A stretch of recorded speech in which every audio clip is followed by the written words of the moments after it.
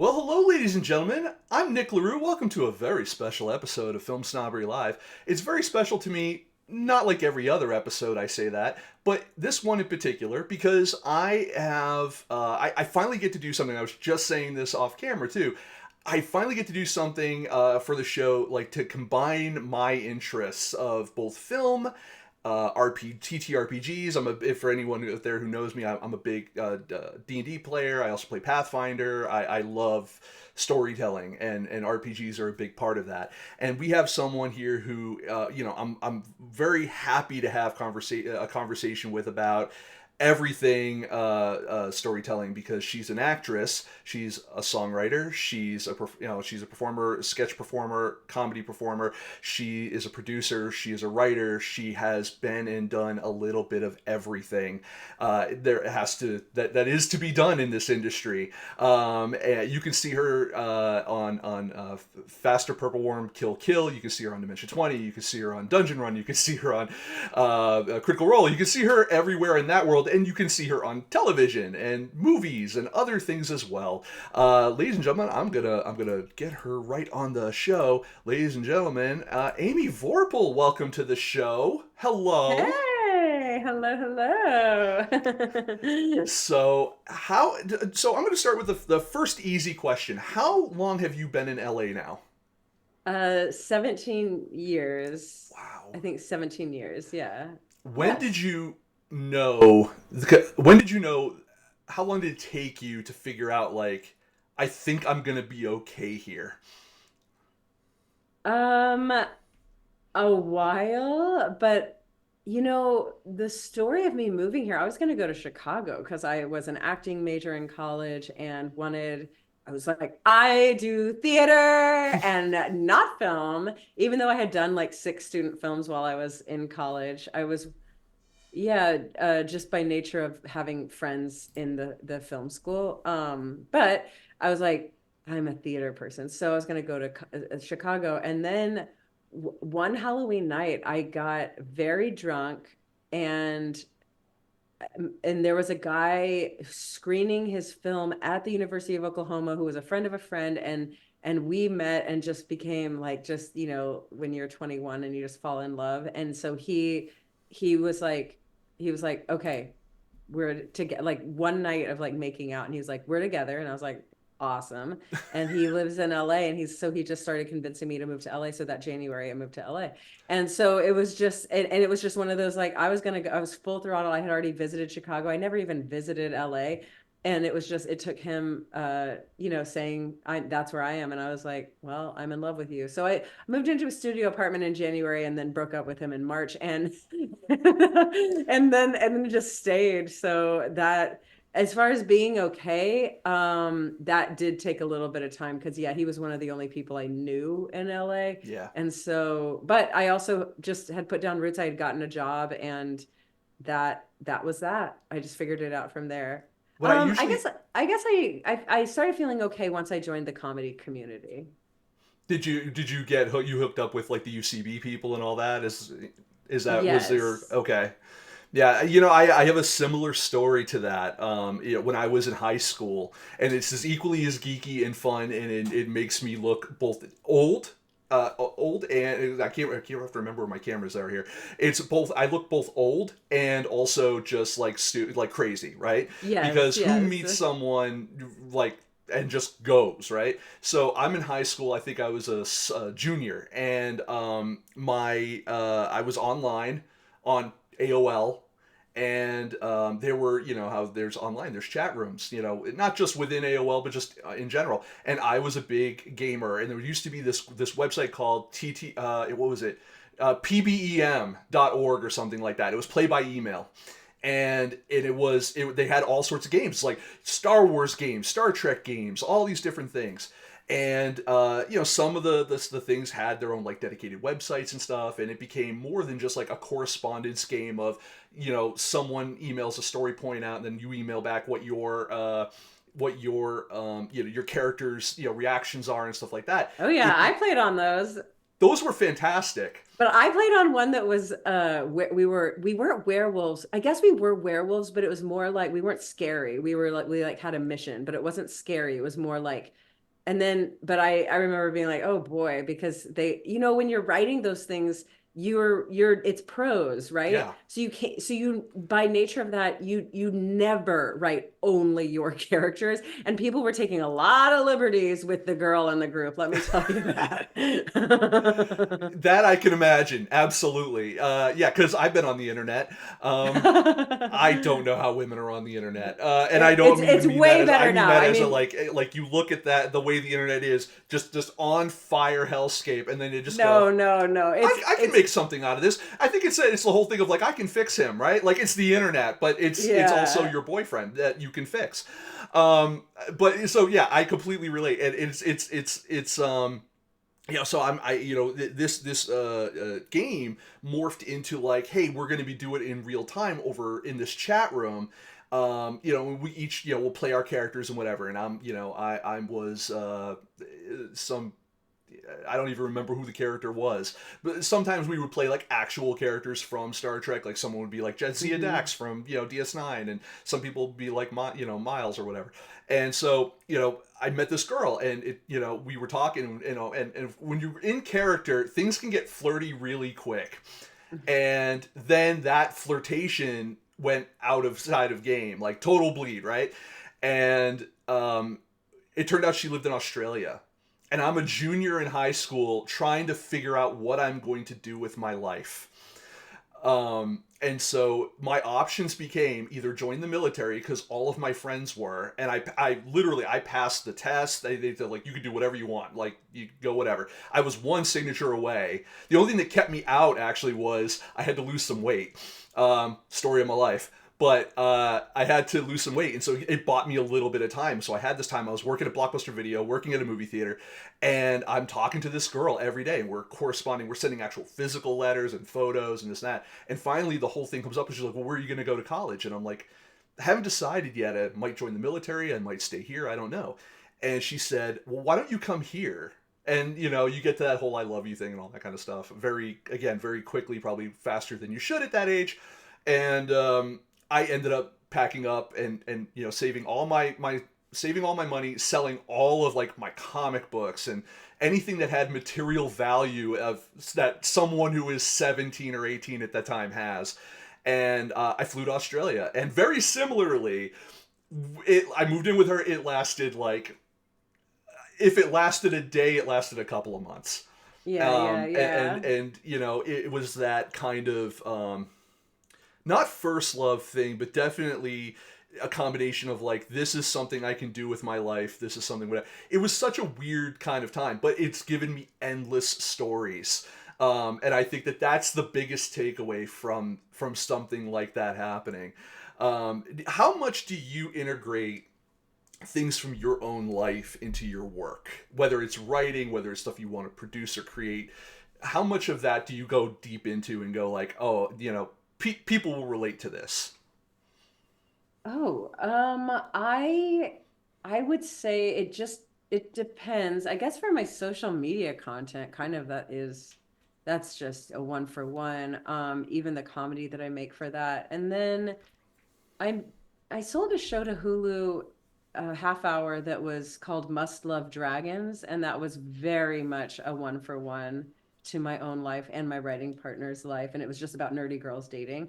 And like that was really, really fun. That was a cool process. Yeah, I think, and then I'm trying to think if there's anything. The thing I'm working on now is very Amy, extremely Amy. So, but then there's like the fantasy stuff. That yeah, I don't, I guess it's one of those things where it's like I never go in going, this is, I'm going to use my life. I normally have an idea and then the life bleeds through, and then it's one of those like, oh yeah, obviously that character is me, and they're doing things and saying things that's me, and like their circumstances are me, but it's not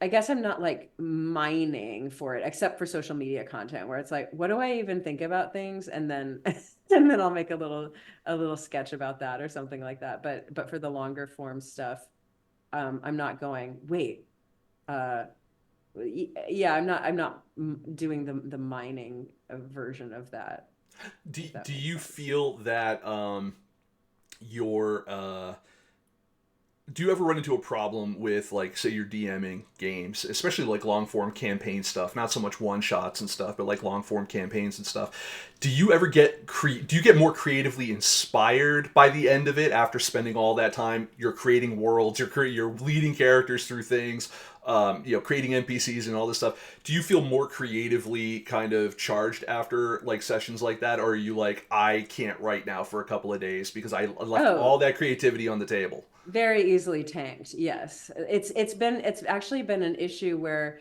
like I hired a life coach for a little while, and then I actually did some life coaching myself, but yes, it became very clear that there are tanks, emotional tanks and spiritual and physical tanks and relational tanks, whatever. And one of them for me is like cognitive or I mean creative tanks, which is like just making mini decisions constantly forever. Yeah.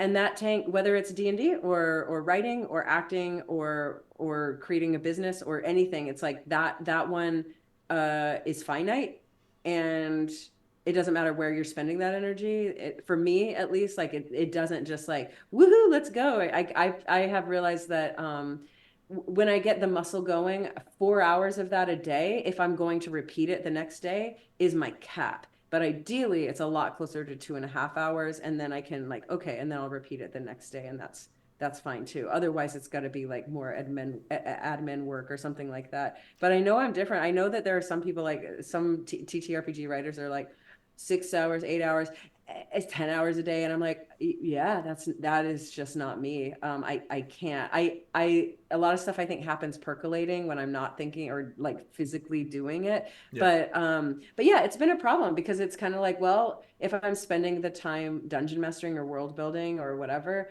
that is also time that I'm not, writing my scripts. It just is like it's not like, oh, I'll do this and then it'll stack. It just doesn't for me. When you're doing different kinds of writing, I mean, obviously, like the different type of creativity that you're using to DM something, and you're doing that world building and that character creation and stuff like that. If you're doing that and then you have to, like, next day you're like, oh, next day I've got a call, I have to go in the writer's room for actually, or something like that, or one of the shows at Dropout or something like that, do you find it difficult at all to switch, like, from this kind of writing to like this more, I mean, with something like actually, where it's literally a Q&A kind of situation? Is it different, or is it more like that's refreshing because that's using a part of my brain where it's more like all I have to do is just like think of something and look up the answer? I think it's more that, but I don't have that much experience going like back to back to back to back. Mm-hmm. That like there's not, oh, today is this and tomorrow's that, and then we're switching, and like normally the chunks are, they just naturally sort themselves out. However, I'm at a point in my life right now, literally like today is one of those days where I am figuring out how to do three different projects at the same time and giving 45 minutes here, then switching to 45 minutes and switching to 40, just by nature of like deadlines and how they're all sort of at the same stages. Right. My instinct has always been get one chunk like just freaking done and out the door, and then another thing done and out the door. But because they're all in sort of these, they're all in zones that need me to be thinking about it when I'm on a walk or whatever. They're all in that space. Yeah. So I'm figuring it out. It's less difficult than I thought it would be, but I'm having to be pretty militant with time blocking. I So finishing a book that I am the creative lead, the director for a TTRPG book. I'm finishing that. I'm also, and that one is interesting because it's more like finishing. It means writing the overviews, like summarizing and Yeah. and going, oh, well, this is what you can expect, and then taking all the world building I've done and making it a little more palatable.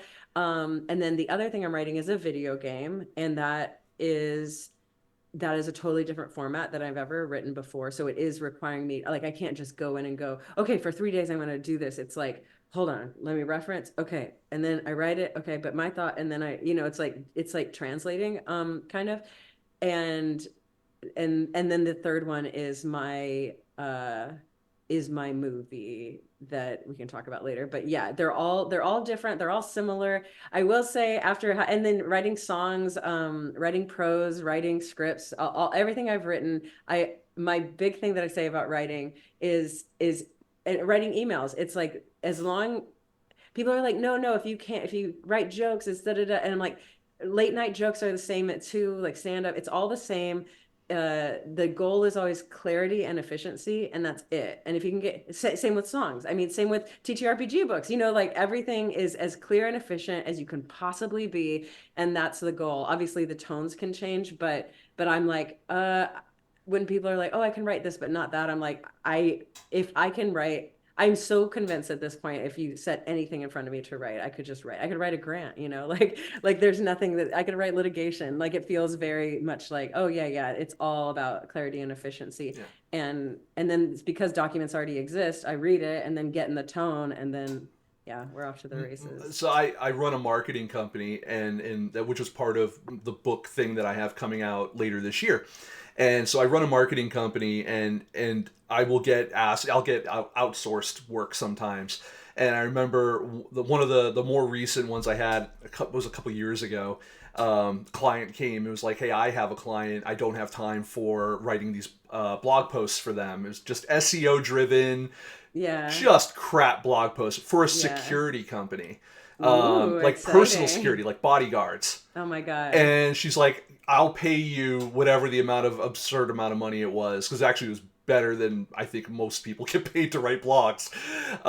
She goes, if you can write me 20 of them, and she goes, I'll give you like 2 months. I gave her everything within about a week. Um, and it was just a lot of like, it was half an hour of research into what they actually provide, a little Mm-hmm. bit of legalese on what you can and cannot say, based on what like the company kind of, what they kind of say and stuff like that, and a little bit of direction from them, and then it was just off to the races. I agree. I'm the same way. Like I because I'm a film critic, that's my day job. Mm. The marketing company is extra cash and stuff, but my day job is I'm a film critic. Have been since 2008, and um, I will get I put off writing scripts for the longest time because I had something that I was doing, and I didn't want to taint what my opinion of, oh, that's not the way I would do it kind of thing that happens, with what I was reviewing. I wanted to kind of keep it pure. But then the COVID happened, and I found myself sitting at home a lot. I went offline for a couple of years, like a year and a half. So I kind of divorced myself from everything, and I started writing. All that pent up creativity just came out. Tons of scripts, a couple of pilots, shorts, prose up the wazoo, 3 books. Like, I mean, I just went crazy Oh, over you're like the different than course of me. a year and change, or a couple of years and change, and it still continued till now. But I found myself very similarly. Like, it didn't matter if I was writing science fiction, adventure, something a little more personal, comedy, which I seem to be more or less successful at. I even said, like, I'm going to try my hand at a romance because I wanted to see if it's something I do. My wife says it's the thing that she loves that have written the most. Um, and so, like, I kind of understand that. I think that once you understand the meaning of writing and what you're trying to accomplish with a particular piece that you're trying to do, I think that succinctly kind of thing, not how I speak, but that getting that out there. I absolutely agree.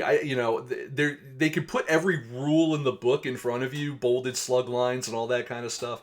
But I think as long as you could tell an engaging story that people can follow, I think that those other things don't hamper you as much. It's funny. You look at things like your IMDb, you look at your website, you look at all this, and you always look busy. When you said that you're juggling like 3 things at once, right now, I'm like, that does not shock me, and I love that, and I feel like, and please feel free to elaborate. Like, is that one of the reasons why people succeed in staying in a place like LA that seems to actively not want people there. You know, like I've said that to people even when I moved. I'm like, LA doesn't seem like it wants you to be there. It's like it's constant hazing all the time. Is the key to basically just try to stay busy all the time, and you maybe just won't notice it as much.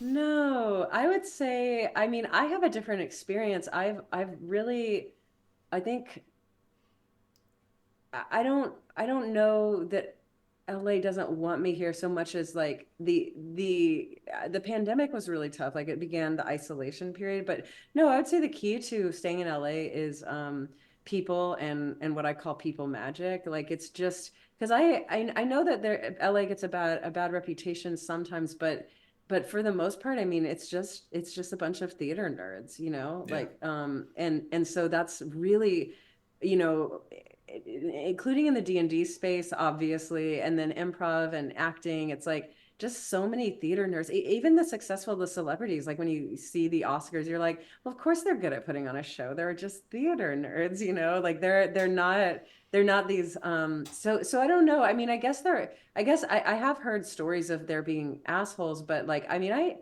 even when I was selling the show to Hulu, like we were paired up with Mila Kunis as our producer, and she would go into the rooms with us and everything. And even that was just like, she's a theater nerd. She plays World of Warcraft. You know, like everyone, like no one's, everyone makes, I guess, different money, but for the most part, everyone's also very much the same. So I will just fundamentally disagree that LA doesn't want you there. I will say that the key is to not isolate yourself, and that has become a little trickier, but man, it's also so accessible because you can slip and fall and be in a comedy class. Like I, you no, could just accidentally have a group of friends. I absolutely I do agree with that. Like I will couch what I said in the also with it is the my most favorite place I've ever lived. Okay. I've been I'm gonna say I've been lucky enough. I've been lucky enough to move 35 times in my life.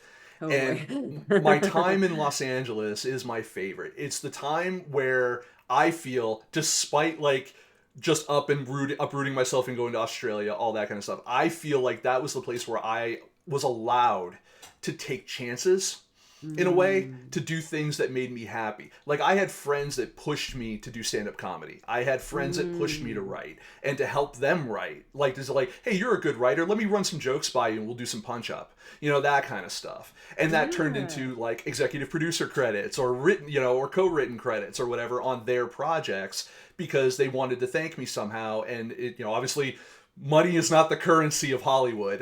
You know, at some Well, levels, there are, it's I mean, everyone's trying to make a buck. So even if they're working on their TV show or whatever, like everyone I know who's like working on TV show, they're also very down for the free passion project, short film, weird shit that's just going to be put on your YouTube. Like including celebrities. Like there might be a few more channels to go through, but God, I mean, I remember I was doing a USC student film for a day, and then next door, Kristen Wiig was also doing a USC student film because she just wanted to fuck around, you yep. know, like and and and maybe she knew someone who knew someone or whatever, but like there's no way she was like making rate, you know, and but everyone's the same. Everyone's like, oh my God, a project and I get to play this character and say these weird lines that, you know, that were written and or I mean, I'm talking about for an actor, but like but writers too and directors and DPs, like everyone's like, oh, this is a passion project. Oh, I mean, everyone's just like, can I fuck around instead of doing it, you know, by the book and, you know, we're doing these shots and that's just the shots. Like it's and then everyone at the coffee shop, it's like you potentially just by being a creative could, and I mean this, like could slip and fall into like a friendship or a business partnership accidentally at any time. And Yeah. that's what I mean by people magic, and that could potentially lead to a shit ton of money too, you know. Yeah, So no, totally. No, yeah. it's I see that a lot when I go to like film festivals, and you know Mm, there's a yeah. celebrity there that's like they're you know I'm like, oh, what brings you here? And it's like, oh, I'm in this short film that's in the you know I'm up for you know that's in this block, and I'm like, well, how did you get involved with that? And they're like, I ran into the guy, or it was like a friend of a friend, or like, you know what? He reached out to my agent. I had some open time, and Yeah. so I was like, yeah, this seems like something that I don't normally get a chance to do, The whole and town is about, hey, do you want to play with me? Like yeah, that's how I experience LA is like, who wants to play with me? I think it's time for me to start playing again, or I want to put on a play. Though I don't do so much theater. All my audience is online now, so gotta and gotta what go where is the it? audience So is.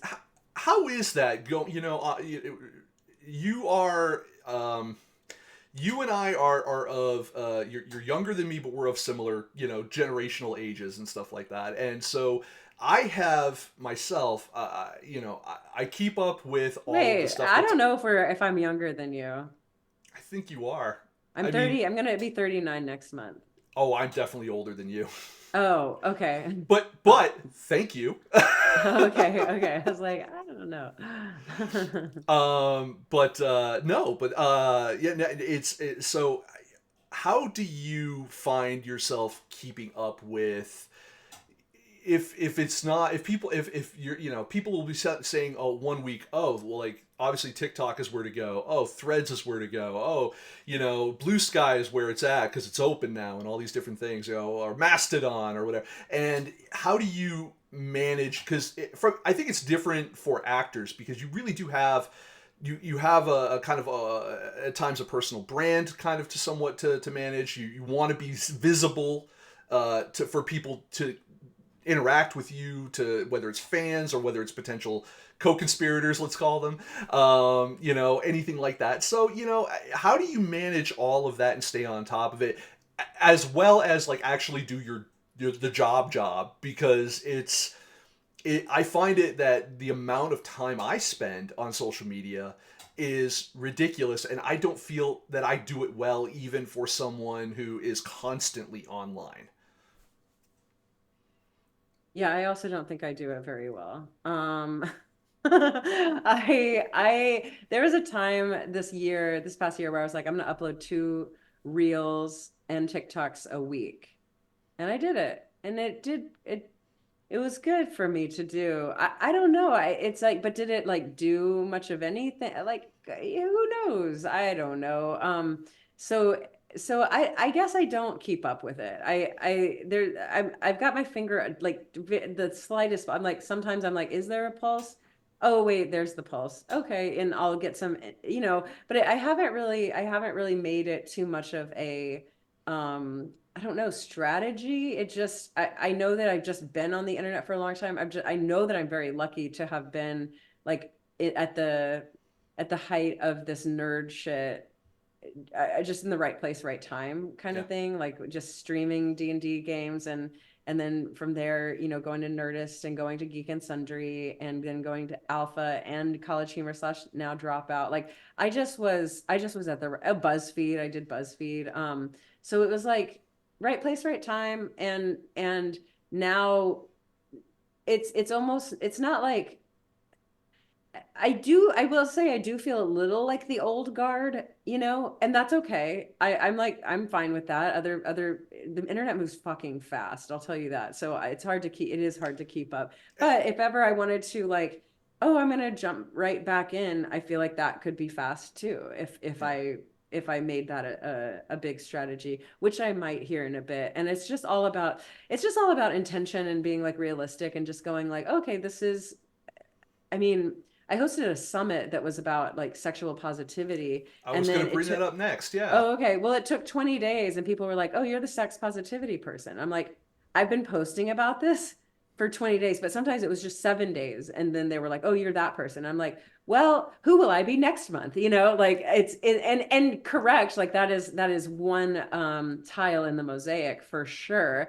But it was just an eye-opener thing for me going, oh, the internet moves so fast. I could be whoever I wanted in a matter of maybe not even 20 days, maybe 2 weeks. And then now I'm her, so it's just, that's also kind of scary because you're like, whoa, I better have some intention behind this because, I am visible. So, but it also takes the pressure off a little bit too. And there's some nihilism there because it's like, oh, nothing matters. I'll be whoever I want to be next or keep going down this path or I It's don't funny. know. It sounds like you almost kind of treat it like an acting gig, but it's your life. In as much as like I can either go play another role or I can be a reoccurring character, Oh, for and sure. I Yeah. think that that's a really interesting way to kind of maybe not think about it, but like at least kind of put it in terms of that. Because you're right. I mean, I think that you've had enough visibility, though. I think within because you're so so I'm going on flattery train right now. You I'll are take so it. talented that you do so many different things well that I think it's very easy to place you in different things, and it's not jarring to an audience because you are good at all of those things. Thank you. um, I have asked my audience, and there are people I've got, people who subscribe to my newsletter. I've got a Patreon, all that stuff. And I go and I've asked a few times, like, okay, y'all, what do you want from me? And they're like, whatever you want to make, man. We know it's gonna be good. And I'm like, that is not helpful. You are that not being helpful right now because yes, no, I'm asking you because I'm in indecision. But if you're also in indecision, do you know what's going to happen? Maybe I won't make anything. So yeah, but I mean, I'm being a little tongue in cheek here. But yeah, it's a blessing and a curse. no, I get it.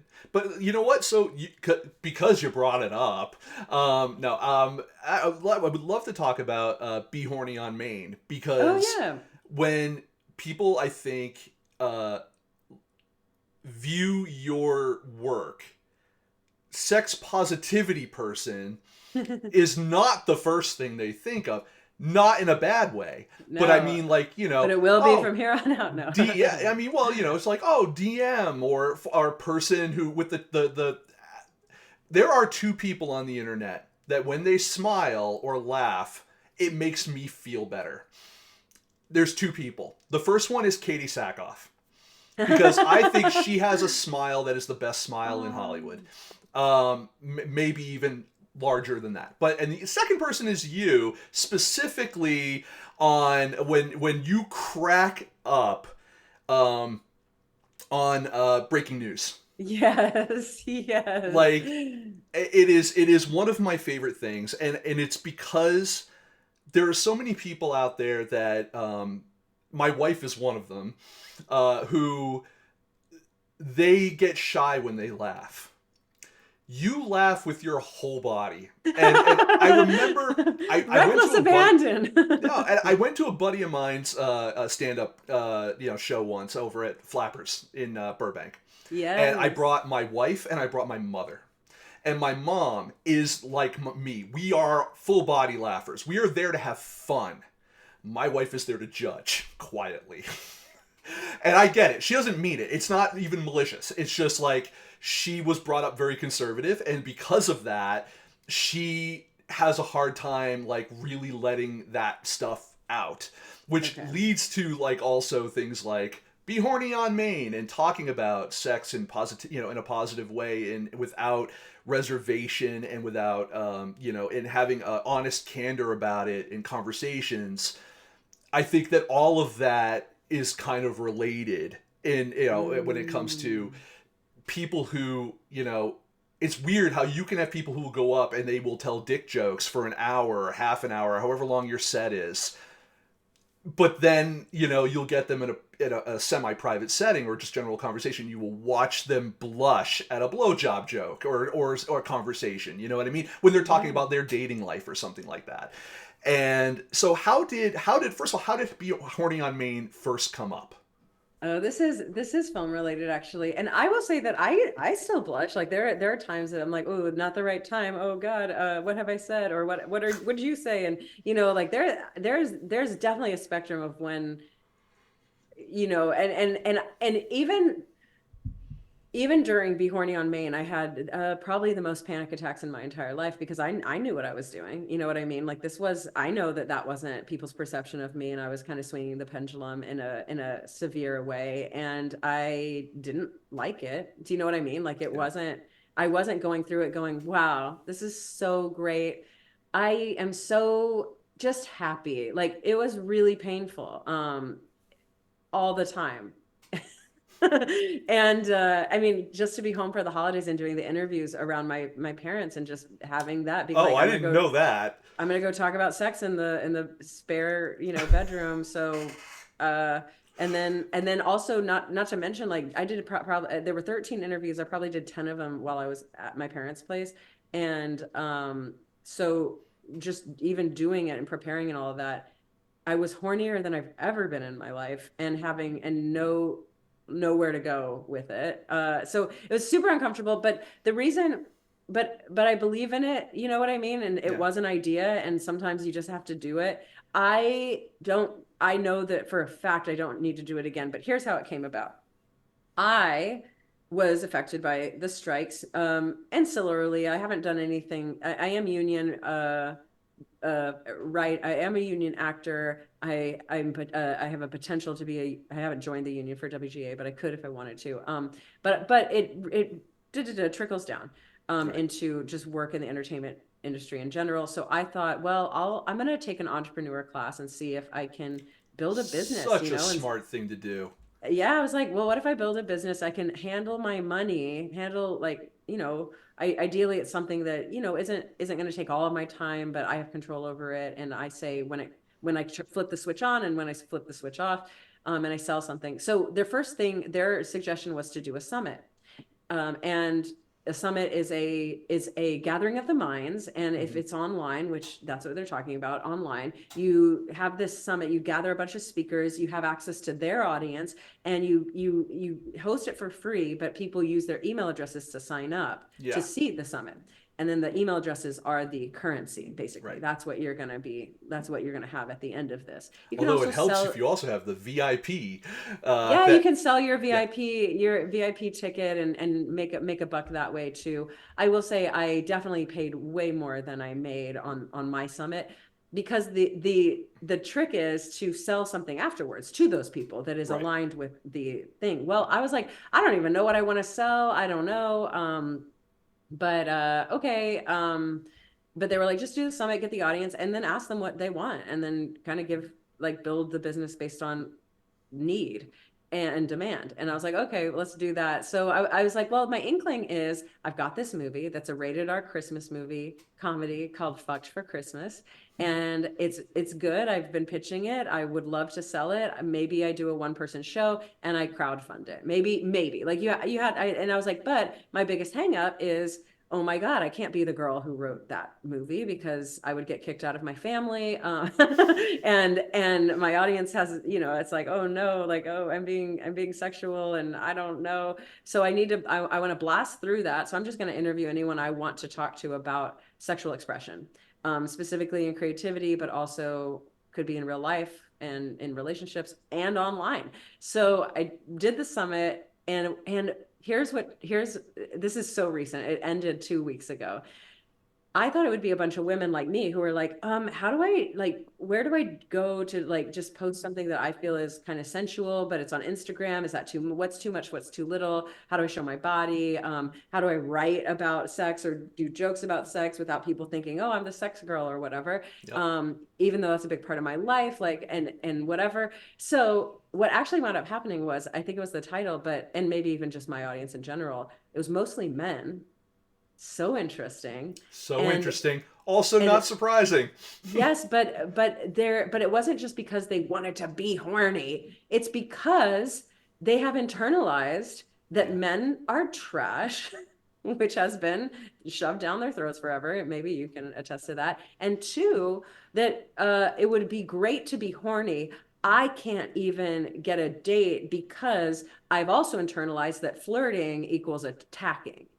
And so I was like, well, that is a problem. Wow. Like, to solve that problem is an interesting, what, that's not what I thought I was going to be doing at all, but I totally get it. And I also don't know, well, I don't want to say I don't know. I'm not the person to help here. So I am now in the process of, like, trying to, for a business and to, again, make a buck, like, join affiliate, like, talk to men coaches. Hmm. Oh, the other thing that men just generally, or the men who came here just generally struggle with, is confidence. So it's like they know that, like, they're not getting the dates they want. they're not even on step 2 to like the horny shit, but they're like Interesting. they're not meeting people in the way that they feel is authentic because they're putting themselves in this little box that is like, do not offend anyone, do not offend anyone, which leads to nothing happening. Hmm. Okay, so I'm talking to some men's coaches to like help them. I'm like, these men get to be, they get to have someone help them. And I for two reasons, it's not me. Like I'm not a men's dating coach. I don't want to, I guess is the main reason. And then two, I'm dating myself, and there's a part of me that would just be like really triggered by I'm pretty I feel like this is an exaggeration, but I would shake them in and just go Yeah, no, I because get it. us women are ready for you to, figure it out. And so that which I look, that's an exaggerated No, viewpoint, but like it those is, are but it the isn't, because reasons. there does come a point where a woman is like, we want you to be attentive to our needs, wants, desires, but at the same time, will you please just fucking do something? Like, Yes, do yes. Like make a anything. decision, be Yeah. intentional, and also like I was just having this conversation with a friend today. Like I work really hard at being hot. And so I I don't know, like I don't mind a little bit of objectification. Like I work really hard at it. So any acknowledgement of it is like mwah, like, it's almost like gold star, you did a good job. Like because Well, I I will say anyone in the audience who's watching this either now or in the future who uh, you've done several photo shoots recently that are fantastic. thank They you. really are. Those were that's kind of the beginning of the journey. I just was in like I don't know, I like had worked out really. I did, I like was getting hot and I was like I deserve a photo shoot, but I don't know. Okay, maybe we'll do this. And then we got the photos back and I was like these are freaking sexual. And I like sat on them for 3 months because I was like these are too sexual actually. And then it was like, well, what if I did something with them? But it was like turning me on to look at the pictures of myself. I was like, dang, Amy. But the photo shoot it was not that vibe. And then I just started feeling myself and it became that. So that was the beginning. And then it was like, oh, I'm a little blocked here. Like if I can't post these pictures, how am I going to make this movie that I believe in? Yeah.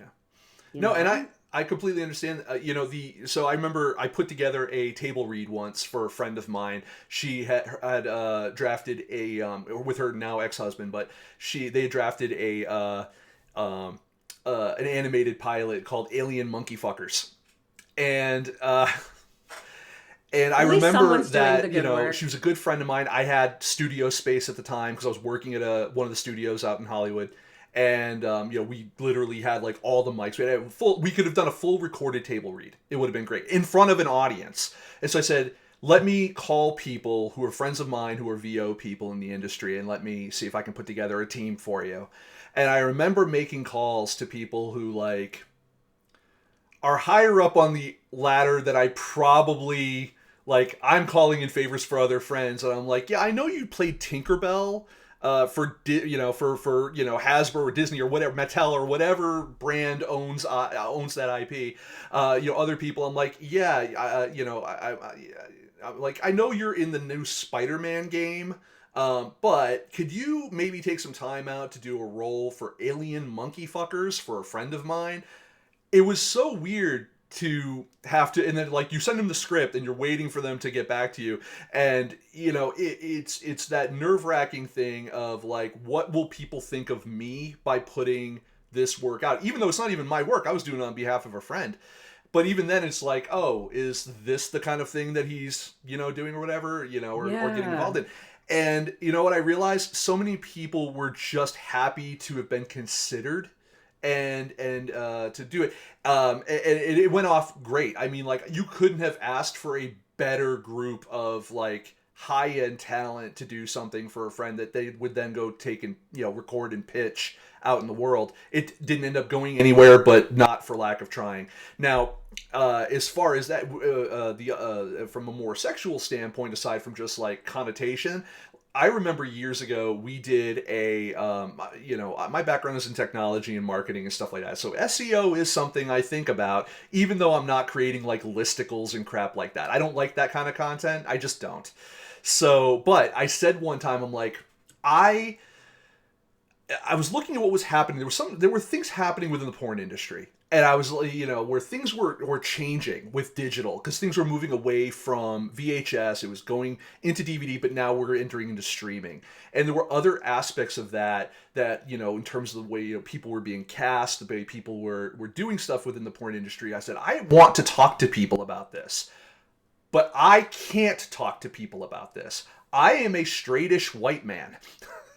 um, who I'm around a lot of people. I don't want to be considered creepy. I don't want to be considered whatever, and not because I think it is. I just think that it gives too many people on the internet ammunition where there shouldn't be. um, I was already working kind of with this couple. It was a lesbian couple, lived out in the Midwest. They're filmmakers themselves. And I was like, I was just happened to be doing at the time it was a Skype call with them. And I was like, I really want to do this where I not like cover the movies, but I want to talk to some of the people involved. I know you spoke with like Eric Everhard and some other folks that were in the porn industry, or either formally or they're people who are doms or stuff like that. You were all over the map. But I wanted to kind of do the same thing, and I wanted to see like what makes their marketing and the things that they do outside of sex so successful. And I wanted to see if I could use those answers and tailor some of those answers into how can independent filmmakers benefit from some of what they do. And so we created this column called Peep Show, and that was the thing we did. Now from an SEO perspective, worked like a charm. Like we were able to get porn SEO without porn content, but I was very also aware that like if my web host thought we were hosting pornography, or if my sponsors at the time, like Sony, Final Draft, whatever, were like, oh hey, what are you doing with all this porn stuff, like I would have some explaining to do. Oh, um I got Stripe blocked my payments. yep, and that's That actually what I was gonna get to with that after. Yeah. Oh, sorry. No, you're I fine. No, totally. No, yeah. but Where it goes with me is that you realize that, especially now with like platforms becoming smarter about recognizing suggestive or sexual content, there is a whole other language now that people use to refer to sex or refer yes. to spicy content or stuff like that didn't exist even 5 years ago. Never mind, even before Yeah. that. And some of that, yeah, I was going to say, like, you were affected by it yourself. Like Stripe, pulled your Yeah. account. Yeah, I had to refund and ask people to like try to pay a different way. And then the only other thing is I'm still in it, the 30 days of banned from Instagram. Like I can't go live on Instagram Hmm. right now. And they didn't block the post, but they blocked the story where I was directing people to my Patreon where I was selling pictures, but as far as pictures go, like I would show them to my dad. Like I'm fully clothed. It's very much like, I mean, it's not even boudoir. Like it's not even, it's nothing. I'm fully clothed there, and I'm just really hot. That's kind of it. And my face is maybe serving a little. That's it. Um, but, Suggestive. but yeah, suggestive. Yeah. Yeah. And I guess Pin-uppy, it, you know? yeah, yeah, pinup-y, but like really, really, you don't see fucking anything. Yeah. Maybe some calf, Whew. like, but they didn't like that for some reason. There was something like, and they blocked the story, not the actual post. Nothing was going on. It was just like it felt very arbitrary. Yeah. And so now I can't go live. I think I've got like 13 more days left or something. But it was a dive, a little toe dip into the situation, into sexual education, Yeah. and um it it did what it's supposed to do. I feel pretty neutral about my movie, first of all, and then I have a little bit more of like empathy for people who are trying to post actual informative stuff that humans need, because I don't know if it's generationally or just like across the board, no one is teaching not only what sex is or anything, but good sex, yeah, right. Yeah. Like, who's getting shown how to have good sex? And there are people who are doing that, which will make happier humans, and Instagram is like, F that. And also Stripe, I don't think it was Stripe, I think it's Visa and MasterCard Right. who are who are, you know, very The much guy behind the important. guy behind the guy. Yeah, Yeah. it's like the D&D trope, like, oops, it's a deity. Like, it's always, oh, there's something higher. It's like not Stripe, it's actually the credit card companies. Yeah, I mean it's a problem for anyone in the sex work industry. Never mind even people that are trying to teach about it or be educational. Yeah. A few years ago, there was so if you're familiar with the website Seed and Spark, it's for Hmm. crowdfunding for filmmakers, more or less. So one of the founders there, Emily Best, I did an interview with her and another woman named Lauren Shacker, and they had directed and produced.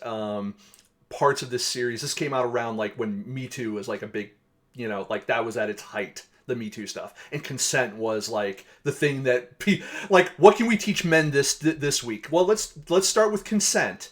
Right, And right, right. yes, yes, and I'm gonna go on that one. But so they put together this series called Fuck Yes, and I just actually dug up that interview probably 2 weeks ago and reposted it, because I lost some of the video footage because it's years old at this point.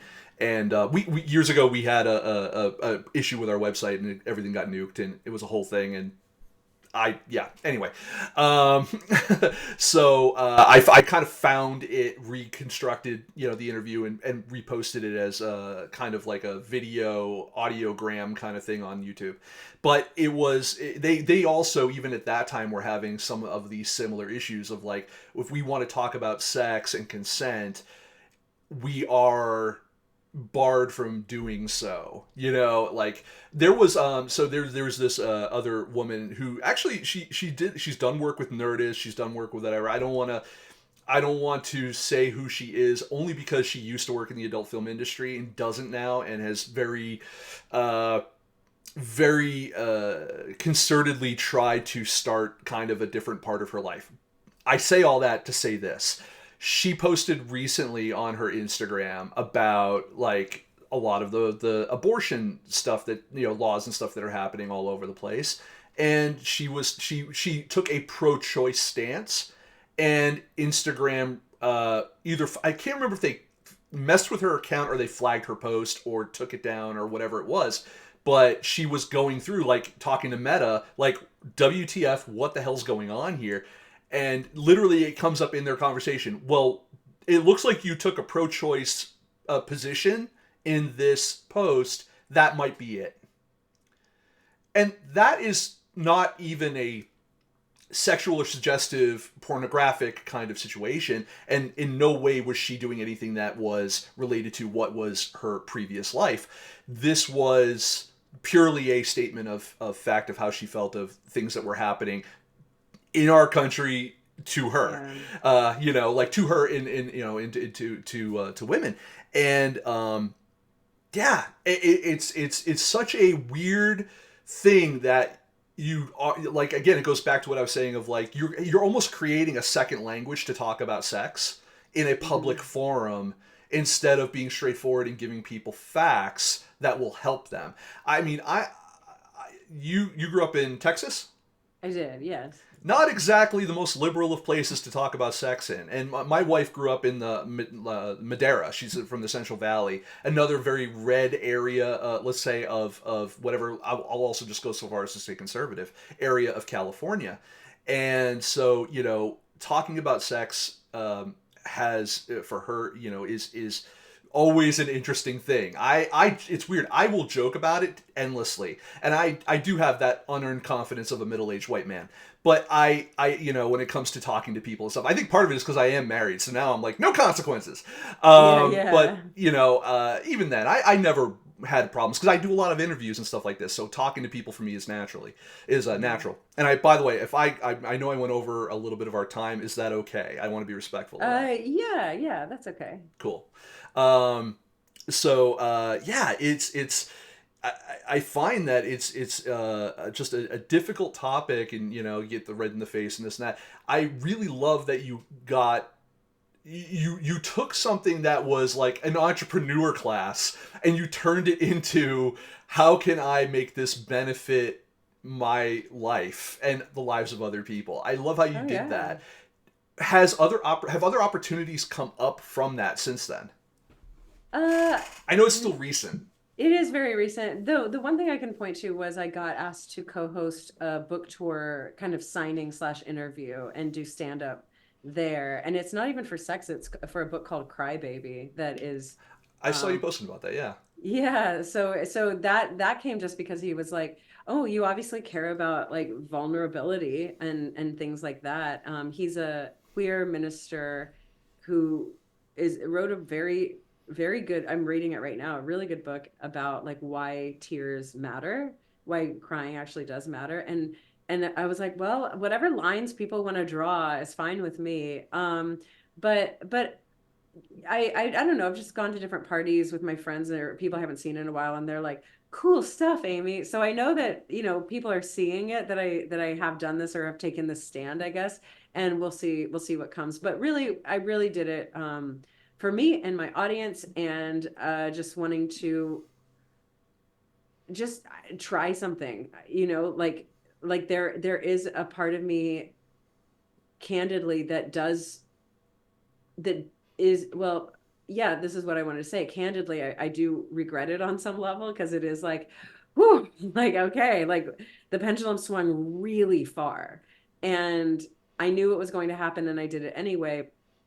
Of course, there's a part of me that's like very grateful and like really, really proud of myself and all of that. But it's like, it was uncomfortable for 3 months, like, yeah, and I was just in this very just uncomfortable place. But I also got cool shit out of it. So, and met new people and like people in my Discord. It's like the people I get to meet and like the VIPs who get to talk, who I get to talk to, and they like sign up, and I'm like, oh my God, like no one's different. And I yeah. also learned no one's as naughty as they think they are. And no No, one's as I know fucked that up as they think Pat. they are either. I've No, heard some crazy ass, like fundamentally insane sexual fantasies. And I no longer give a shit because I'm like, oh, we all have those. Like, oh, you've it's got the some. old Patton Oswalt joke of like, no matter how crazy or out there you think your fantasy is, the thing that you don't tell anybody about, and that you keep to We're yourself all in the dead thinking of. it. Yeah, there's a whole group dedicated just to that. You Yeah, know, yeah, yeah. um, So it was very normalizing. It was like, and so really chill. And the main thing I got out of it is like the energy around all of this is not only neutral for me, but like supportive, like completely supportive. I'm just like, okay, like this is actually, yeah. Be horny on Maine if you want. And I will also say there's a time and a place, and you don't have to be horny at all on Maine or ever. yeah. So it's like it's did I learn anything? Do I have anything to say? It's more just like it is what you say it is. That's what I learned. It is I, what if there's energy around it and you're ashamed of it, people are gonna be like real weirded out and think you're a creep. But if you're like positive and neutral and like very excited about it, like yeah. I think you'll make friends, you know? Yeah. I mean, I know that like an ex roommate of mine, he'll talk to me about like, oh, you got to meet my friend Chad. He's this guy, but he is like, a very he went through a divorce, and now all he does is orgies and all this other stuff. And there's that first part of me that is a little more conservative that goes, oh, my stars and goddess, and then I'm like, all right, is he happy? Is he cool? Is he safe? Is everything groovy? Like, like once you get Yeah. over the shock aspect of some of the stuff that people say or do, you realize like, no, this is no different to them than any other Saturday night, and they're probably having more fun than I They're am. having more fun, and it's like this the stuff that I've encountered is like the good part about it, all of that is that anything not vanilla, so we'll just call a generic umbrella of kink, Yeah, is so highly communicated, yeah, highly regulated, all about safety, all about your emotions and vulnerability, yep, to the point where it's like you people who are just like silently doing your thing and then never talking about it, you should probably do kink, because the rules apply to what you're doing as well. Like these rules of expectations and needs, like and pleasure instead of just, Yep. doing the deed. It's like, they've got it figured out. Okay. Like Yeah. the bigger the spectrum on the kink, the further down the spectrum on the kink, the more regulated and safe it freaking is, emotionally and emotionally, mentally, and physically. And that shouldn't be the case. Like that level of regulation and expectations and communications needs to be applied all across Yeah. the spectrum. And It's so like that that's guy what over I there with the believe. rubber ball in his mouth, and he's tied up and has something stuffed up his ass. He's the sane one. Like Oh he is the yeah. most in touch person with He knows his. what's going on with himself. He knows what's going on with the other person. Yep, the person who He's, put him in all that regalia yep, is like communicating with him, and like there's a yep. safe word, and like Yes, yes. you know, yeah. So who's doing it but right, but you know what, I think you learned where probably some of your own personal lines are in terms of Oh not only yeah, just communication doing the but summit, I get to interview everybody and not say a damn thing about my preferences or anything. Like, or like, I mean, here I'm giving an opinion, and it comes out, but yeah, like there's a lot. I mean, in my Discord, people are like, "So Amy, what's going on with you?" And I'm like, no. And also, me doing the summit is me being horny enough on main, yeah. so I don't need to like, that's private, that's private, that's private. Like, so yeah, it's really chill. I don't know. It's been really cool. I'm only going to ask one question about dating, and it because it's not Okay, I'm an open entirely book. relevant, but it is in this particular case to career stuff, which is, do you prefer to date people within the entertainment industry because they understand what that lifestyle is and they understand the time commitments and the also things like, hey, I got to go make out with a guy on camera next week because it says so in a script. Are you cool with that? Like, he's like, yeah, I've got to go do the same thing, or she's got to say, oh yeah, whatever, whoever your whatever your tastes might be, or where they might run within the spectrum. So, I mean, do you prefer something like that, or do you kind of go like, you know what, sometimes I just want to keep that world and this world separate, or to you, it's not even something you think about? Wow. Well, some context. I have been single most of my life. I've had two relationships that are significant. One was a year and 9 months, and one was 2 years. Mm-hmm. They were 10 years apart, and the last one ended about 2.5 years ago. Mm-hmm. So, I'm really good at dating. As far as finding an aligned person, I I I feel like I've dated everyone and every kind and every type and every, I mean, I am hetero, I am cis, and I am looking for a cis hetero man. So beyond that though, my preferences are, I just want, I mean, now I don't, I've never really dated resumes per se, but I do know that I want someone who is different from me. That could be in career. I don't know that that's necessary. I know for a fact, I really, really think I do not want someone who wants to play D&D with me. I think that's true. Just because I feel like that is tapped out, saturated. It would feel almost like working for my relationship. Yeah. So, but as far as making art, including film, including, writing or whatever, I think humans are creative anyway, so who am I to put a limit on that? But D&D, like someone who's like dating and like, let's play D&D together, and that's how we bond, like that I know I would prefer not. Like I almost would prefer someone who's like, let's go watch football or basketball, and I'll be like, no, I don't want to, and he'll be like, let's play D&D, and he'll be like, no, I don't want to, and I'm like, oh my god, I love you. Like that would feel, I feel like something like that, where it's like, okay, we come together on probably things like fitness and health and diet and love and like board games and being nerdy just in general, and laughing and comedy and all of that stuff, maybe writing in passion projects, but do not come, maybe Muay Thai even, because I love that, but not for D&D. Although here I say that, and watch, I'm just gonna match up with someone, so I don't know. That's what's I going to don't happen. know. Like next week the relationship status will go to, you know And it's like, yeah, power couple dungeon masters. And it's like, all right, well, you have all these plans and then life happens and you're like, oh shit, you're attractive. Like, but I guess the main way I meet people is on the apps, and the main way that I'm like, I just look for something that's like different, or like someone who could show me something, as opposed to Yeah. us going like, oh, is it like this for you right now? Oh yeah, it's like that for me right now. Oh, you read that book? Oh, I want someone who can, I don't know, like be additive, not like a Yeah. lateral move I would say of that person. that was one of the things when I Do was I sound dating. horrible? No, not at all. No, I Okay, completely relate okay, to it because, okay. when I was dating my wife, one of the things that, I brought to the table, at least I think I brought to the table, was that I have lived a very full life, but also I work in an industry where, like, there's cool shit happening all the time.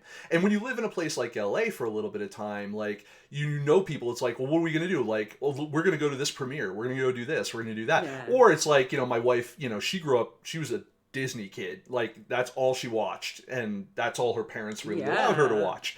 So, I was like, have you seen, dumb shit? Like, it could be like, have you seen Die Hard? No, I've never seen Die Hard. Oh, we're gonna watch some fucking Die Hard. Like, it's gonna be that. Or like, oh, you've never seen, Monster Squad, or you've never seen, like, she's never watched like horror movies, and I'm like, I'm like, I do the typical guy, like, you gotta watch, whatever, but like, like, I was like, you need to watch A Nightmare on Elm Street. And she goes, that's really scary. And I'm like, it is, but it's the best romance movie of all time. And she's like, what do you mean? She's like, because her favorite Disney thing is Beauty and the Beast. And I'm like, it's that. It's that with blood. Like, and when you look at, it's, I add a little more context because I see it through a film critic's eye. So like when you watch a movie with me, not that I'm speaking during the movie, but like if you want to talk with me about it and you want more context, like I can provide a little more context. The first movie my wife and I ever went on, it was our first date. We went to a movie and it was like, well, what do you want to go see? And I'll see anything because it's what I do for a living. So she could have picked rom-com, she could have picked whatever. Our first movie was Pacific Rim. And our first It's a great Valentine's movie. Day That's movie a was lot of Deadpool. fun. Yeah, it was a blast. It was a blast. That was also the moment I realized that watching my wife watch a movie is the best thing ever, because my wife, Oh. there will be, I don't know, for those of you who have not seen Pacific Rim, spoilers, I'm sorry, but the Pacific Rim opens with like this big kaiju battle, and then like this guy dies within like the first 5 minutes. Turns out to be some dude's brother, but you don't find that out till later, and it's a whole thing, right? My wife is bawling in the theater over the death of this relatively unnamed red shirt. You know what I mean? Yeah. And she's losing it like she lost a relative. Oh my gosh, that's And I'm just like, adorable. oh, this is going to be interesting. Um, Ah. the only thing that we had a confrontation on early on in our relationship, because you brought up the idea of like it's okay to cry and stuff, and I 100% believe that. Unless you're a guy, then you've been trained not to. But But that's what the book and is then we about. just That's what the book. Read the book. That's what it's about. I Including societal yeah. messages around it too. I remember one of the things I did have to talk to my wife about, though, was I said, I understand you have big emotions, and I absolutely do not want to step on those in any way, shape, or form. However, if you could do me the courtesy of not doing that in public, because the rest of the world that looks in and sees that and sees you crying next to me automatically assumes I'm an asshole. They don't look at Uh, any context other than that man made that woman cry. What a dick.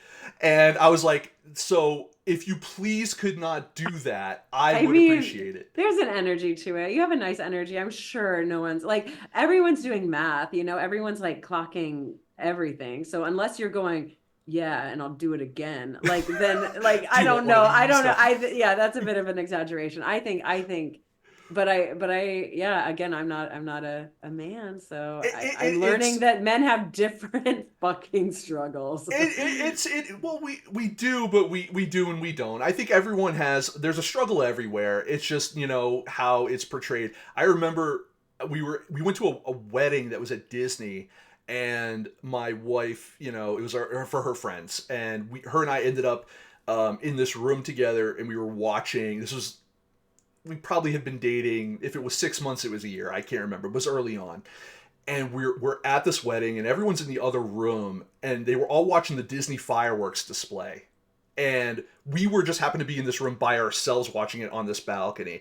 And for those of you who have not seen that it's, it's got they play music, and it's all timed, and all the fireworks are going up, and all the Disney songs are playing, Lion King and all that.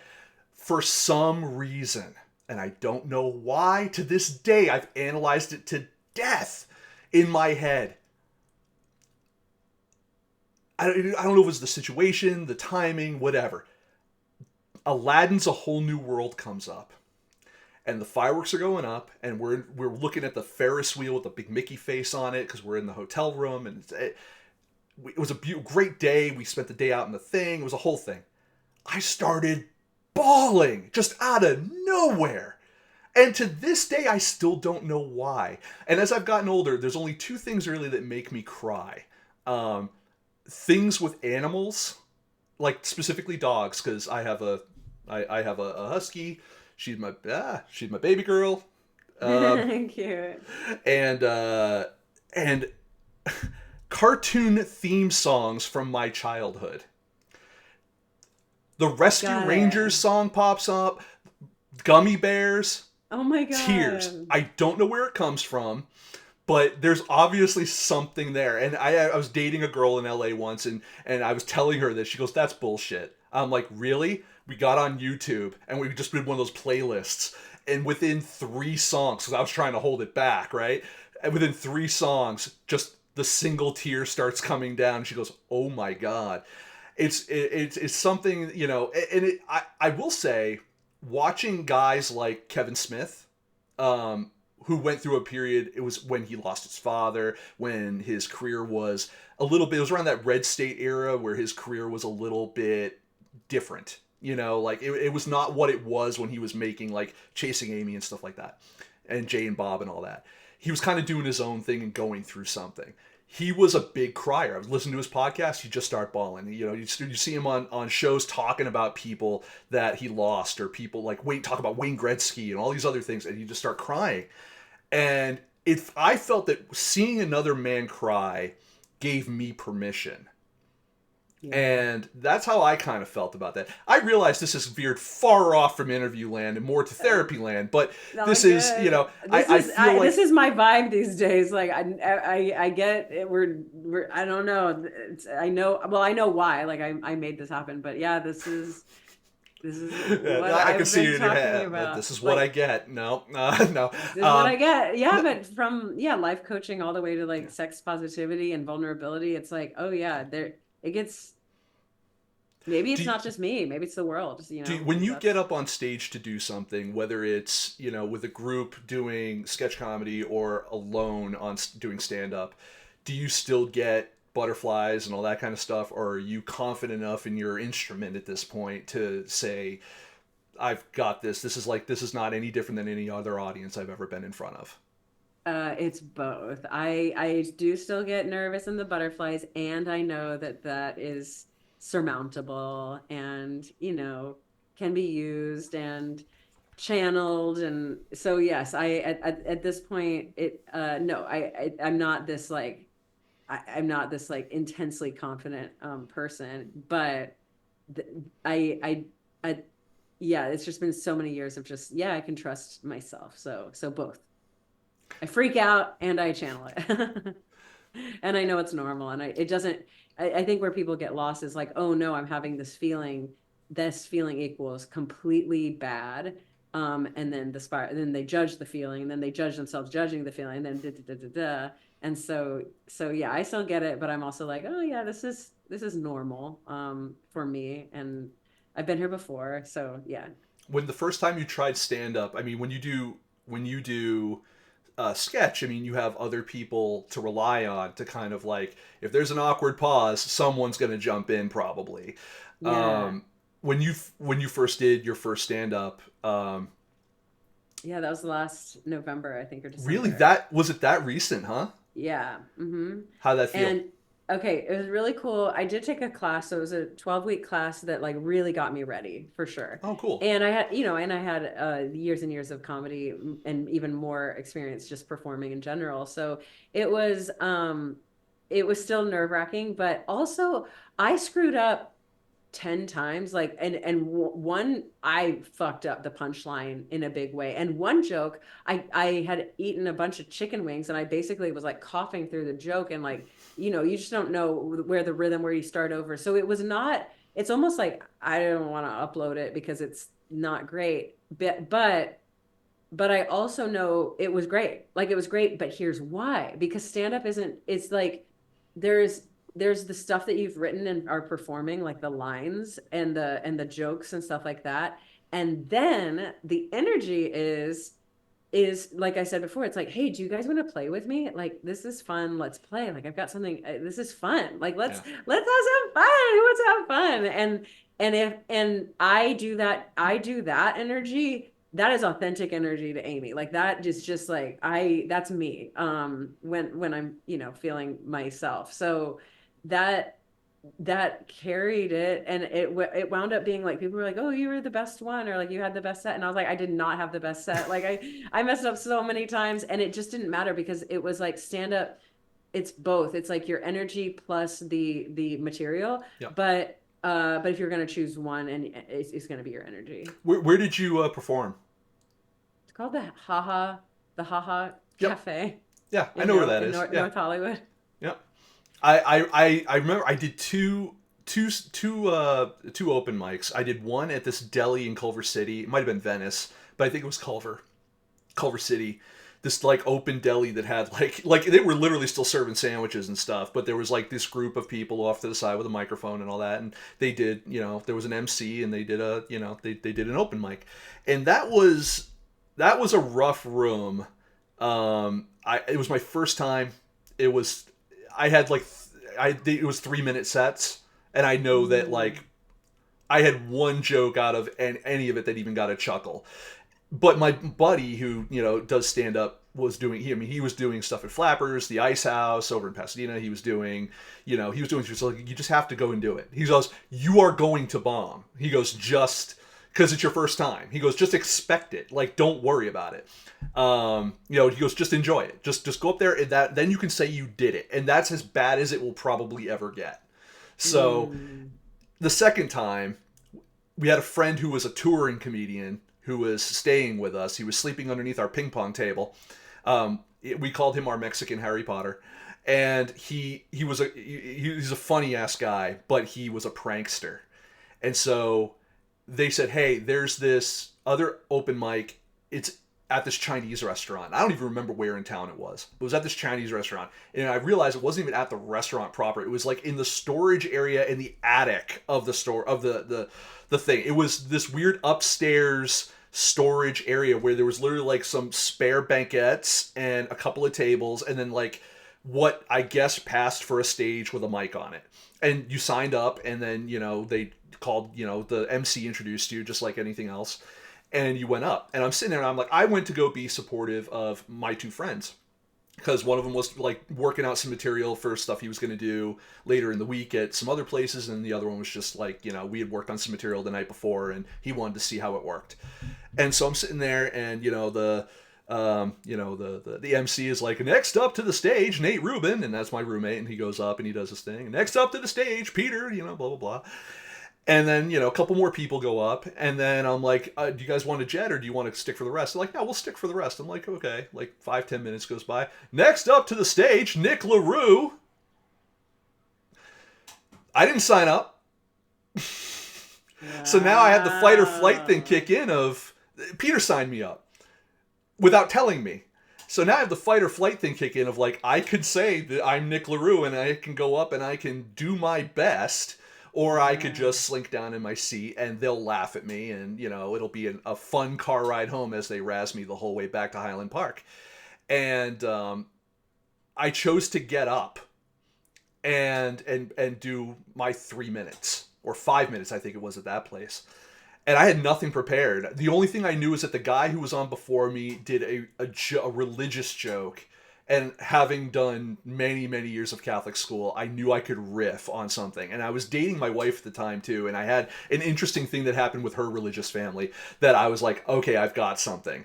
And I did my 3 5 minutes, whatever it was, and and I definitely did not kill, but I got more laughs than I got than that first time, and that has Mm. only made me more confident in doing anything in front of people, like that. Even shows like this is episode 125. Wow. So and every time I do it, I still go, it's going to be the worst show ever, except when Amy Vorpal's on. But Oh. it's definitely something that I've gotten better and more confident at doing. And it's weird because I go to festivals and it's not even a thought. I go on red carpets all the time and interview people, and the idea that I'm in front of a camera rarely occurs to me. That's an interesting side note. I don't know where I'm going with that in interview wise, but that's just a thing. Um, so I would love to know about your movies and other things that you have coming up, because I've taken up so much of your wonderful time, and I appreciate it Oh because I know you're busy. yeah. Yes. Anything coming up? I mean, so I am working on Fucked for Christmas. The plan is to get that made. It is a 6 year in the works movie, and it's on its fifth draft. So it is ready. The it is very ready, and I'm very excited about it. And I might do something interesting with it where I make it just kind of on social media. But that journey is at my Patreon, patreon.com/Amy Vorpahl. I started the Patreon in November thinking, oh, I'll make my movie. And then I did a summit, and that kind of, but it was all in service of maybe one day I'll make Fucked for Christmas. So now I'm on to Fucked for Christmas land, and I just have to make it. And so I'll make it as, I don't know. I think I'll make it very imperfectly, but beyond that, yeah, I mean, the TTRPG book is called Dark Symmetry. I mean, it's already been kickstarted, so that starts shipping. I mean, we're locking words February 28th, and then I think it just gets shipped. I don't know. Like, it's kind of crazy. And then after that, yeah, the video game Vespers should be done by the end of the year as well. But those are the things I'm working on now, and You're in like everything is like, every genre of everything. How oh, I I know. And you like the movie is going to be a musical too, so I'm writing songs for that too. And you but I can't stop. I mean, is it really just like you are? It's such a multi-talent thing that you do. Do you find that I don't know if you have like reps or whatever that help you shop your stuff or management or whatever, but I did, but then yeah, no, I I get it. Like, say no more. But do they ever find it difficult to be like, what are you? Because I know from my yeah. experiences in Hollywood that everyone wants to pigeonhole people into like they're that guy or girl. It's fine. Yeah, and I'm okay with that because like what it is the nouns are for other people. Like the nouns, and they are, because who has time to process another person's infinity? Yeah, I don't want to fucking know all of your infinite. I get it. You're a human. You're infinite. I love it. Great. Go do your magic. But in the meantime, I'm glad I shared all those can stories tonight. Okay, can you okay. post no, can you post social media for me? And if you can, like, like, so the nouns are for other people and the verbs are for me. So as long as I'm verbing, then I everyone can love do what that. they want with the nouns. Yeah. That's a fin. I've never heard that put that way before, and I Well, it really comes like from it. it comes from one time, I was making albums and stuff, and I made an album with my friend, and we were at this party, and he goes, oh, and Amy and I just released an album, and the person we were talking to was another singer-songwriter, and she goes, oh, are you a singer-songwriter too? And I go, no, not really, like, and Jason just looks at me and goes, Amy, we don't have time. Yes. And it's like, yeah, you know what, actually, like, no one actually cares. Like, they care to a point, but also, like, they don't want to hold. So just like a yes to, sure, I'll be this noun for you right now in this moment. We can talk about what we're going to talk about. So the nouns are for other people. They can have them. There's nothing wrong with it. Like, pigeonhole me, box me up, I don't care. I'll be infinite for myself. I will say that I live most of my life by the Ghostbusters quote: if someone asks you if you're a god, you say yes. Much Great. to usually my detriment. I'll never do that if it's going to affect somebody else, but like, in a negative way. But like, if I know that there's an opportunity, someone says, like, if someone said to me tonight, do you want to make an album? Okay. Like, I'll have to figure out, like, we'll figure out together what my range is and where I fit into that. But yeah, I'm down to clown. Like, let's go. Like, I rarely say no to opportunities, whether it's to move to Australia, whether it's whatever. And I've loved that one of the things that you like throughout this conversation, one of the things that you talk about so much is like continuing education and always learning something, whether it's like, oh, I was taking classes for this, or I wanted to take a class on entrepreneurship, or I wanted to take a class on something else. I find, like, I'm of two minds of that. I find that there's a lot of that in Hollywood, and I find that some of it is very scammy. But now, if you can see your way around that, because you would maybe get referred by people who you trust and all that kind of stuff, and you can actually get something out of that, I think that that is fantastic. I was never really a good.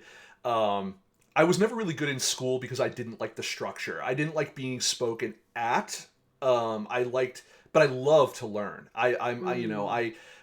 Some of my first jobs out of when I attempted college were engineering jobs because I love to problem solve. And and people would give me work based on the fact of just like, you just understand how to reverse engineer a problem and come to a solution. um, I find that to be the same with writing. I start with a premise, and then I try to reverse engineer how do I arrive to that premise, and stuff like that. And comedy, same thing. Like, here's the setup, here's the punchline, and I try to reverse engineer why that's funny. I don't know. But I love the idea of continual learning and stuff like that, and I think that that's really important because I think some people just stop and they just go like, I'm done, I got it all, and that's when I think they get really pigeonholed. I think that that's when it's like, Mm. I am now this person in cement. Oh yeah. I mean, I am like I said, capital letter this the person. internet's fast, so if Yeah, you shift, you could be someone different and yeah. very quickly. Yeah, so I mean, yeah, I love that. You have so much going on. I know that on most platforms, people can find you at Vorpal Sword, That's um, it. Yes. which is just My such last a name and sword. Yeah. coincidental name that I know you've heard that joke a million times, but I love it every time. It's great. People Uh, think that I changed my name to have it be that. And I'm like, no, my whole family's Vorpahl. So, that's been, yeah. I changed my name when I got married, um, for my wife. oh, It's not my cool. wife's last name. Or her maiden name. I just didn't want her last name to sound dumb. So I had a conversation with I've told this story on the air before. I'm going to tell it again, and I apologize. I know this is more of me talking again. I had a conversation with my mom. My mom got divorced many, many years ago when I was very, very young. And I asked her, I said, how come you never changed your name back to your maiden name? And she goes, you were young, and I thought it would be weird. Either A, we both have weird, different last names, or, like, you would suddenly change your last name and you're in the middle of a school year or something, and no one would know what to make of it. You'd get questions and you wouldn't want to deal with it, because I was a shy kid when I was younger, believe it or not. And I said, okay. I said, and this is when I was engaged and I was getting ready to get married. I said, well, I'm an adult now. And I said, I think it would be something cool if you and I did together. And so she goes, yeah, let's do that. And so my mother's maiden Oh, name, to everyone that wants to steal my bank credentials, is LaRue. So it changed it from Baisley to LaRue. And so my wife's name is Angelique. And Angelique is a very French sounding name anyway. And so I said, it's going to sound way better as Angelique LaRue than Angelique Baisley. So I got it changed in time for my wedding so that she would have a cooler last name. oh, cool. That's So, awesome. which it doesn't really help her because she's Italian. So she's got the cool ultimate French sounding name, fully Italian. Um, Amazing.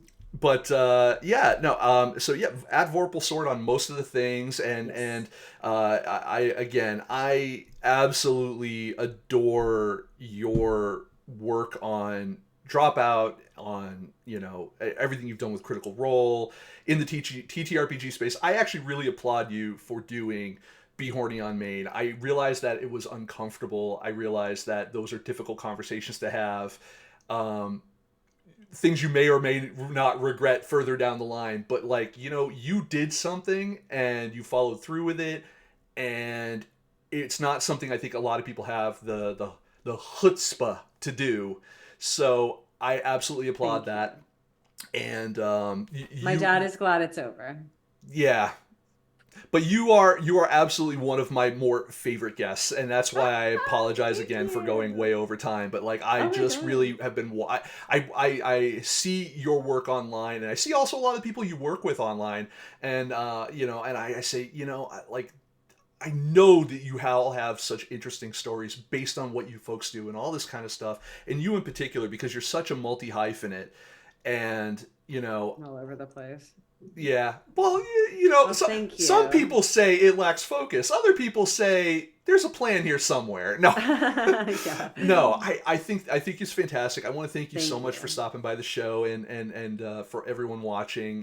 Definitely check out everything that Amy plugged previously. There's always cool stuff that you're working on, and you always seem to fall in with the right crowd, and Oh, in a good way, and hopefully that success continues, and everything is good. So I'll on that note, I will say goodnight to everyone in the chat room, everyone in the show, and say good thank you very much. night. Next week we have up comedian writer Lori Kilmartin is going to be on the show, and we're going to be talking to her about her new special that's up on YouTube, and we will be talking to her about writing as well, and that'll be fun. And stay tuned. That's next Thursday, 8 p.m. Eastern Standard Time, 5 p.m.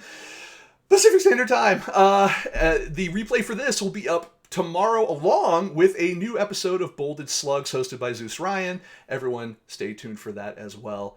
Good night, everybody. Night. Bye.